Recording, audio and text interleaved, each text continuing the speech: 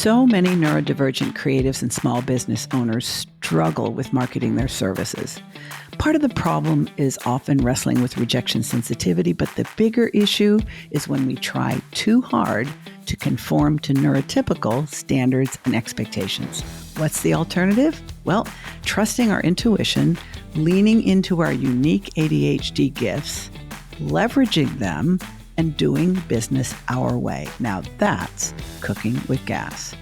Today's conversation is with my friend and marketing strategist, Iris Goldfeder, who's going to share with us exactly how she does it.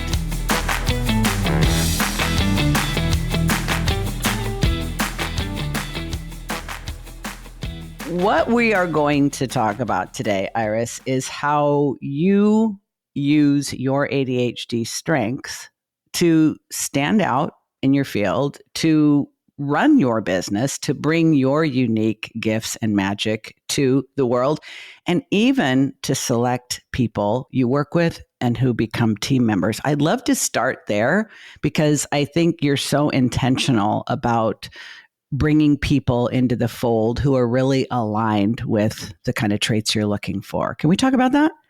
Yeah, absolutely.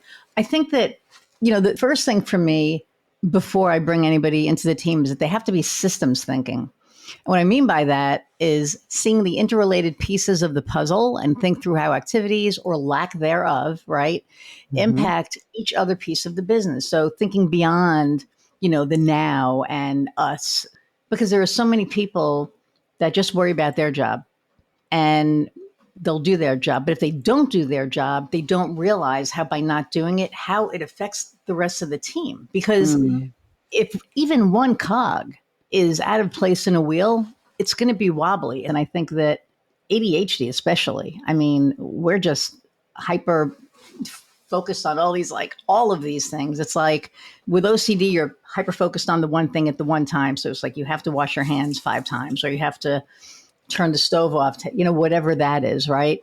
But when you have ADHD, some of us, not most of us, we're hyper-focused on everything at once. So that's what I think makes us really, really strong entrepreneurs. And I think that that's one of the things that, one of my strengths, because my clients, I was assessed as a strategic listener, meaning, and if you look at all of my reviews, it's like Iris and her team really listen. It's not like we half listen. We really, really listen, because if you listen to talk, you're not going to learn shit.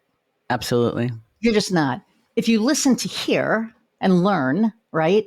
So how my brain works, because nobody ever wants to be inside of it, but how it works is I listen. So this part is listening and hearing and taking everything in. And behind the scenes, I already have a strategy in place. Like I already know what you need. And that's what what my clients love. So I think that's one of my strengths. And being able to see all of the pieces. It's like when somebody comes to me and they need specific things, it's like putting a puzzle together.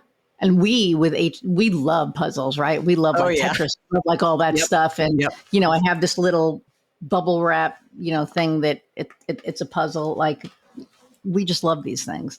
And to me, it's a puzzle. So I get to put it together for the client and it helps them succeed. And it's a great thing. It's a great feeling. I love this so much because one of my mottos is what's good for them is good for me, or what's good for me is good for them. And I say this because I have the same type ADHD brain that you do in this regard. When someone comes to me for help, I am listening to what they're saying. I'm also listening to what they're not saying. And yes. I think about it as like listening to both the music and the words. And I can sort of hear the things that aren't being quite articulated and the things that they're connected to. And it's like while they're talking and I'm listening, I'm already envisioning how I can help them solve that problem and where we need to start and maybe what resourcing they need shored up first. Right. People who don't understand this think sometimes they can be creeped out by it. Most people are impressed by it and they think it's super cool and they love to work with people who have this ability, but it can be a little scary at times because it's like, how do you know this? Or how do you know how to do this? And so I think that you're right. We do tend to attract people who want what we have and are not suspicious of it or overwhelmed by it. Do you ever find that your ability to sort of think through the entire problem and you're already creating the solution in your mind means that you are ever impatient for the client to see your vision? No, because there have been a few occasions where I knew what they needed, but they weren't on board. Yeah. And they got on board. But I think a lot of times when somebody owns a business, especially in the service industry, there's ego involved. They're just, right? It's like, I've been doing this myself, for so long, blah, blah, blah. What makes you think you know my business better than me? And it's not that we know their business better than they do, but we know their business better than they do. Yeah. And so one of the things that I found on one occasion, we had our meeting and I put this email together and I said, okay, based on our meeting, this is what I would suggest. And then I got an email back going, I don't want to do that. I don't want to do that. I don't want to do that. And I don't want to do that. And then I sent an email back saying, let's have another meeting. I cannot do that job for you if you get in the way. So you need to decide, are you going to step out of the way, listen to my suggestions, and let's see what works? Or are you just going to stay in the way? And then it's just not going to work. And A, he's not used to being spoken to like that. And B, he's not used to being spoken to that like that by a woman. So he said, he goes, I guess I didn't look at it that way, but I guess I have been getting in my way for the longest time. He said, so let's do this. Let me ruminate on this for a little bit. And I was very grateful that he said ruminate and not marinate, because when somebody says marinate, I'm like, what are you, a fucking piece of steak? It makes me nuts. It's like using and ruminate is more accurate. That's what's actually happening. Exactly right. But he knew the word. So that gave me hope that we could work together. So, and then he said, and then, let's reconvene on Friday. I said, great. And this was Wednesday. So we reconvened on Friday and he said, I'm done. He goes, I'm going to step back and I'm going to let you do what you need to do. He goes, if you're wrong, he goes, I'm going to be the first to say, I told you so. And I said, fine, if that makes you feel good, Game whatever, right? Let's just do this. And he got really successful. And so I think that, going back to your question, I think that, the people that find us, they're the ones that need us. The ones that don't find us, they don't need us or they don't want us. So I think that we attract, the right people. At least I'm hoping we do. Well, I think that's you're a marketing specialist. I think that's the whole point in marketing is attracting the right people. I always say the right people for the right reason at the right time, because sometimes they'll be a great person for you, but they're not at the right stage of business, or they're not at the right stage of their own understanding of what they need and what it costs and why it pays to hire an expert and not try to dick around with it yourself indefinitely. But the way you're talking about this conversation, it reminds me of how many, unfortunately, women have told me that they're a people pleaser, and many women with ADHD are people pleasers. Many women, period, are people pleasers. Yeah, I'm over that, though. Yeah. I'm over it. But I think it's also recognizing that people pleasing, while it can feel safe, well, it's certainly, we are culturally conditioned as women to be people pleasers because of the patriarchy and all that. However, when you really know your stuff and you really want to be empowered, to have permission to bring your A game to your clients, all of your wisdom, all of your experience, all of your expertise, all of your talents, and all of your neurodivergent gifts, they kind of have to take you as you are and not put on the handcuffs and not second guess you and not try to interrogate you with a bunch of fears and doubts and questions. Because I think where we perform at our best is with people who say, all right, let's see what you can do. And then we double down on showing them what we can do. Even the ones who will say, I don't really know. I heard you were really good. I don't know, maybe. Then sometimes I have that stubborn side, and I think you do too, where you're like, oh, you have no idea what challenge you just threw down, my man. Oh, yeah. It's like, bring it. Let's go. Let's go. Thank you. Thank you. You know, because I think that, we love a challenge. There's like nothing more that we love than, than a challenge. And I find that it's like, I laugh because before I became an entrepreneur, I worked for businesses that hired me to do a job, and then they told me how to do the fucking job. Isn't and it's the funniest thing ever? Then why did you hire me? If you what?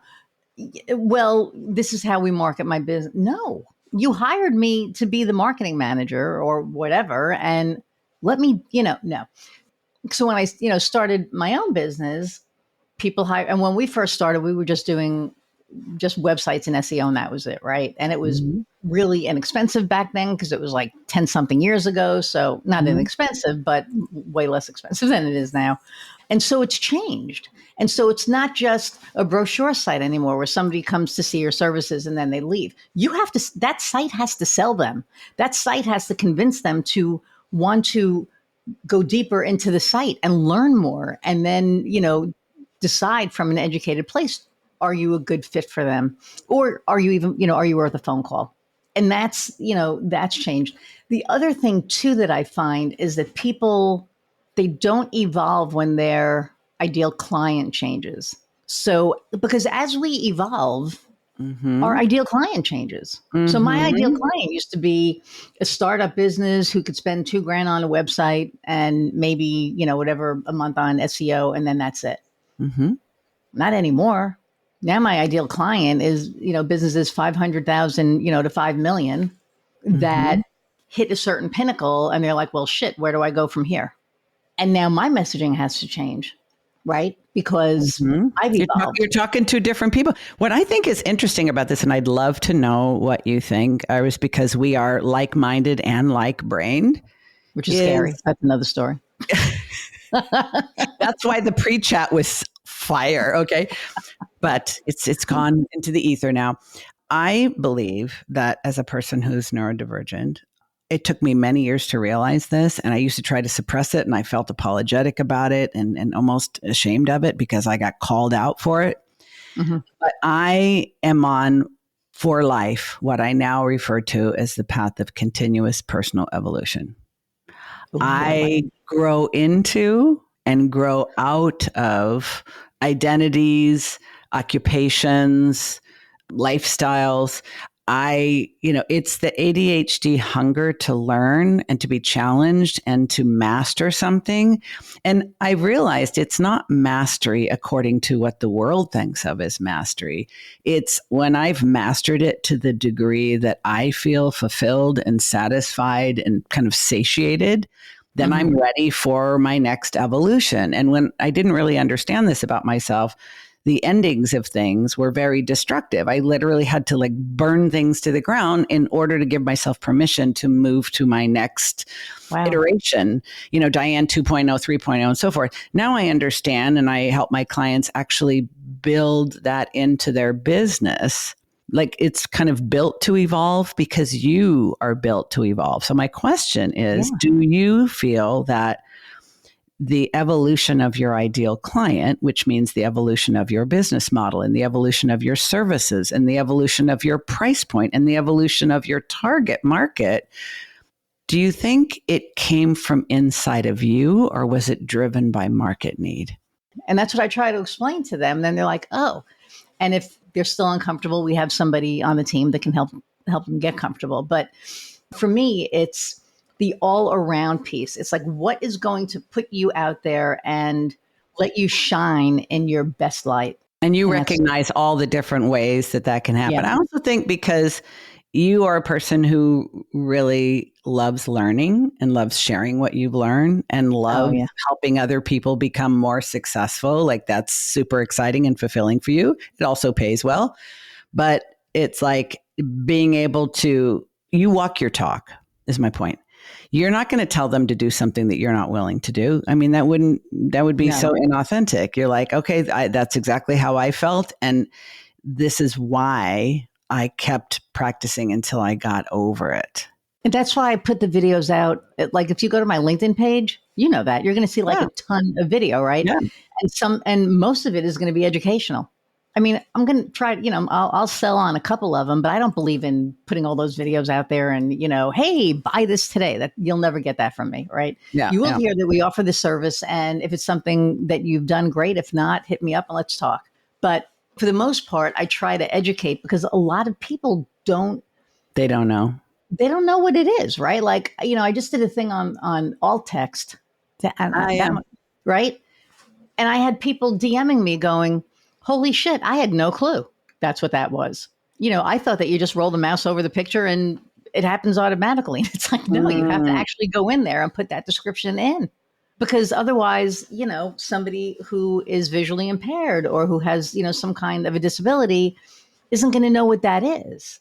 So you have to put those descriptors in.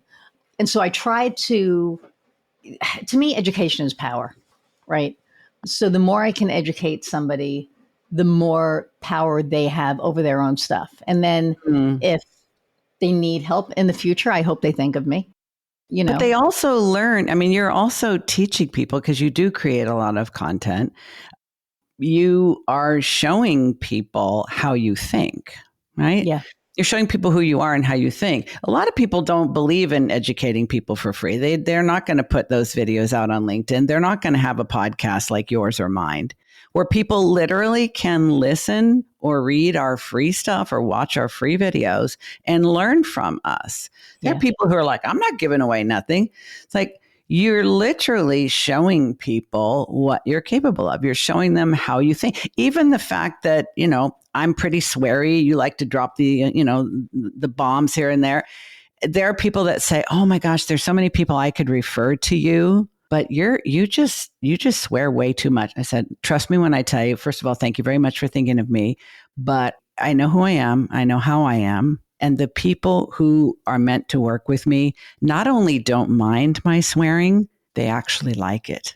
Yes. So it's funny you say that and I don't know if when we were talking, in our many conversations before this, but I had a coach tell me years ago to be less me because I am sweary, right? And I listened to him. That's the worst advice ever. I know, but back then, and it was a white male, right? Of course. A white guy. There we go. See the pattern. And so I was like, oh, okay, maybe you're right. New Yorker in Indiana. So maybe, okay, whatever. So I did pull back and I got more clients, but I'll never forget the first time I said, oh, fuck, that's not working. Like the guy crossed himself and he was like, oh my God. And I went, whoa, wow. What? Yeah, I know. I was like, what? And he was like, yeah, I can't continue to work with you. And I was like, wow. Oh, I can't continue to work with you either. And I fired my coach. I'm going to drop you first. You're not dumping me. Yeah. I'm dumping you. Right. But I fired the coach. I was like, you asshole. You sat there and you told me to be less me. But then what that did do was it put me on this journey of finding out this like inside work, this inner work. Who really am I? Like, what is the authentic me? And then I found the authentic me. And now the people that want to work with me because of me, because I say fuck, because,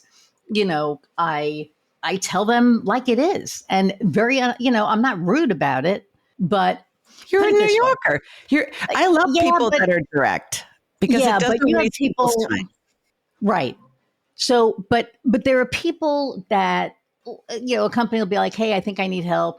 And they'll come in and they'll look at their system, they'll look at what they're doing and they'll say, wow, what the hell were you thinking? Why would you do that? And I'm like, oh my God, why would you ever say that? Right. So I go into a business and I see all the things that they're doing right. Mm-hmm. And I say, oh, you know what? You're doing a really great job here. You're doing a really great job here. And this is really, really good. This here could use a little bit of help. Mm-hmm. So let me help you with that piece. And then they don't feel like idiots because if you go in with shame marketing and where you make somebody feel ashamed of what they're doing, that's just bad humanity. I think it's just an awful thing to do in general. But B, now it takes a long time for us to build our confidence and our knowing that we know our stuff. Now we just took that away from them. You don't want to do that. I never want to do that to somebody. So I always want to go in and I always want to look at the things that they're doing right and start with the things that they're doing right. And then say, okay, this isn't terrible, but we could probably use some work here. And it's all about the language that you use. It's about the intent behind the language that you use. And I think that that's where everything kind of changes, because I think there are a lot of people out there that they do fear-based marketing, where, oh my God, if you don't work with me, you're going to lose all this money. And it's like, yeah, but if I don't spend any with you, I'm saving it. So, right? It's like that kind of an attitude. And so I just think that kindness and empathy is just the best way to go. And I think that that's what I incorporate in my business. And that's, when I bring somebody on, it's never to shame them. It's never to do anything negative. It's to just, try to inspire them to get to that next level. And here are the tools that we can use to help you get there. And I think these are ADHD gifts as well. In fact, I recently released a solo episode of the podcast about 7 ADHD strengths that we can incorporate into our business. And one of them, and you clearly have it, Iris, is empathy and emotional intelligence. A lot of marketing, which many people are calling bro marketing, fear-based marketing, scarcity marketing, and so forth, it is lacking in empathy. Any business owner, even if their website looks like it's from the 90s, their marketing is all over the place or non-existent, whatever their current situation is, the fact that they were humble enough and aware enough to reach out for help, even to schedule a consultation with someone like you or me for that matter, to say, you as well. There's some things that I think I could be doing better, to honor that with empathy and start that conversation with, I have this on my scheduling questionnaire when someone books a consultation with me. Tell me what's going well in your business. Because truly, I think most of us are just dancing as fast as we can, and we're not probably giving ourselves nearly enough credit for what we're doing well. And but it's like so many people, which part? Tell me what's going well. Oh, well, because the thing is that I think sometimes I like asking the question, because I think sometimes when we tell people, here's what I see you doing well, because we've all been sold to and gaslit by marketers. Nobody wants to be sold to anymore. No. And even when we're trying to honor what we see them as doing well, sometimes they start to tense up because they think, oh, here comes the pitch, as if we don't genuinely mean it. So I'm just, you experiment with it and let me know if you notice a difference, asking them what they think is doing well and letting whatever they say, and then say, here's what I see in addition to that. Then it's already more collaborative. Everybody's so afraid of being taken advantage of. Everybody's so afraid of being tricked. They're afraid of, bait and switch. I can't believe the horror stories I hear. People who've worked with previous business coaches, even ADHD coaches. And I'm like, oh my God, that's so shocking. But empathy and intuition and emotional intelligence, I don't know why they're called soft skills, because those should be hard skills. Yeah, let's put it this way. I think they're very hard for people who don't have them. I want to work with the person whose value and missions align with mine. I want to know my client's kid's name. I want to know when their birthday is. I want to know all the things about them, because to me, the more I know, the better I can serve. And you turn everyone, if you like them and they like you, if it's a good fit, they're already getting grafted into the vine. You're like, you got the vineyard of your life. You're always including people and really become part of your family, because guess what? With the gifts of empathy and emotional intelligence and intuition, with your systems thinking, with your ADHD ability to take in information from I call it like my brain is a satellite dish. Stuff is always streaming in and stuff is always streaming out because you have the same. The power of that combined with, the deep emotional connection that you have with the people you work for, that brings your very best gifts to the table.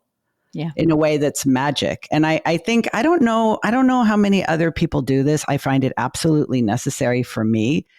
You can't hire me without my permission. You can't say, I'm going to throw a suitcase of money at you. You will be mine. No, I do basically an interview. It's like a first date. It's not a sales call. I'm not trying to sell anybody anything. Yeah. No, I do the same thing. I do a discovery call. Yeah. And we discover if we're right for each other. Exactly. And if I like the person, if I like their business, if I like what they're about, if I like their values, I not only want to work with them, I am already thinking of ways that I can make their business even more magical and successful with a lot less effort. But I need to it's sort of like, if you want to call it the downside of how our brains operate, we actually have to give a shit. Yeah. Oh, 100%. To bring the magic.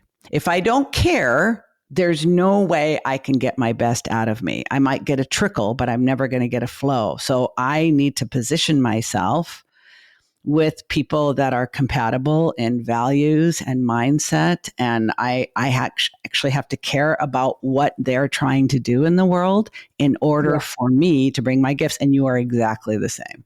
Oh, 100%.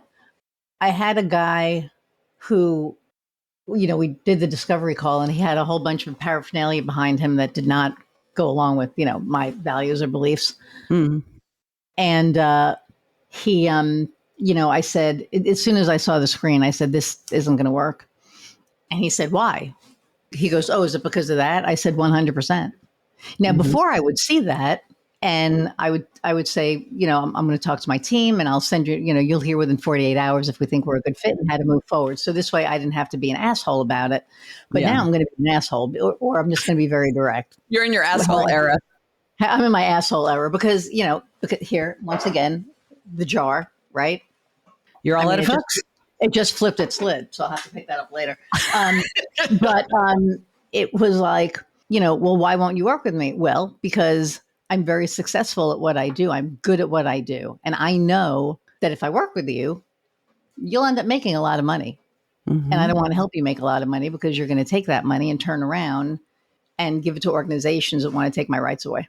And he just flabbergasted. Like, I can't even believe you just said that. And he said, seriously? And I went, yeah. He goes, well, my money is green. I said, yeah, but your money has hate attached to it. And I can't.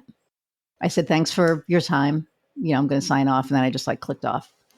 This is so powerful, Iris, for somebody listening who's thinking, well, that must be nice.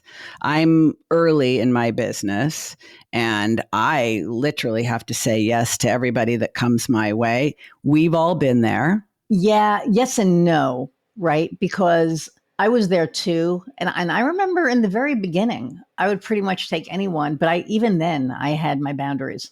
Yeah. Because you have to sleep at night. It's like, is that, in this case would have been a lot more, but is that $1,000 a month, worth it? Yes. It'll help you pay that bill. But if you don't take that person, the right person is going to come along sooner rather than later. You'll leave this space. I want to wrap with this. I think when we are able to, because I think there's a whole lot of individual skills and points of awareness that your point of view is coming from. It's that you know who you are. Mm-hmm. You know what matters to you. Yeah. You know that in order for you to bring the very best of you to the work that you do, so that your client's happy, so that you make great money, so that you feel proud and satisfied and fulfilled, you need to work with people that you can get excited about helping. And to the degree to which we can build that into our businesses, especially if you have ADHD, you will be on fire. You will be 10 times more successful because you will be creating the conditions that allow you to bring your A game every single time. Yep, 100%. Hey, it's Diann with a quick announcement. I'm going to be at the Neurodivergent 2025 conference in Austin, Texas, March 27th through 29th. And while I'm there, I'll be hosting a meetup for entrepreneurs and small business owners. If you're going to the conference, I would absolutely love to meet you there. So I've dropped a couple links in the show notes to make it easy to let me know.